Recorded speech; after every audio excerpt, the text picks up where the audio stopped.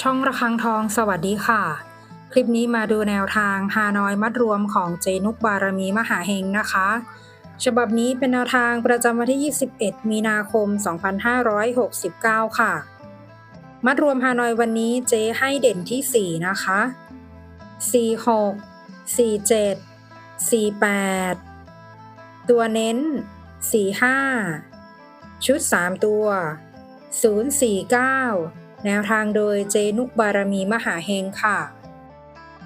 แนวทางมีเข้ามีหลุดนะคะถ้าใครเห็นเลขแล้วชอบค่อยตามแต่ถ้าไม่ชอบปล่อยผ่านก่อนได้เลยค่ะ